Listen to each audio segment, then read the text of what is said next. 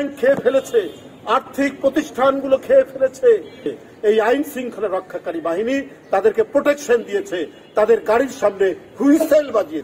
আর এই ধরনের একটি ভয়ঙ্কর হরিলুটের রাজ্য শেখ হাসিনা তৈরি করেছে।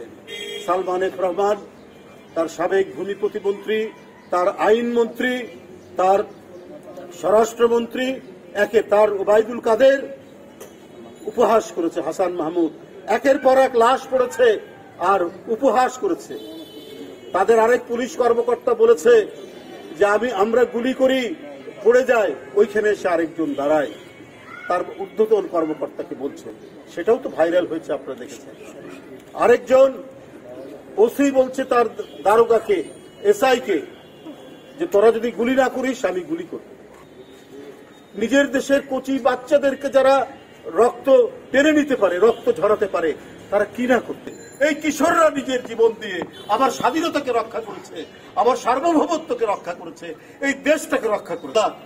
তুমি এদের আত্মদানের মধ্যে দিয়ে এই জাতিকে যেমন রক্ষা করেছো, আল্লাহ এদেরকে তুমি বেহেশত নসিব করো। ওসি বলছে তার দারোগাকে, এসআই কে, যে তোরা যদি গুলি না করিস আমি গুলি করব। এই তো হচ্ছে শেখ হাসিনার রাজত্ব। মাইনুদ্দিন খান বাদল প্রকাশ্যে পার্লামেন্টে বলেছে যে আন্দোলনকারী যারা গণতন্ত্রের কথা বলে ওই সমস্ত বিরোধী দলের পায়ে গুলি করবেন, প্রথমে পায়ে গুলি করবেন, তারপরে বুকে গুলি করবেন।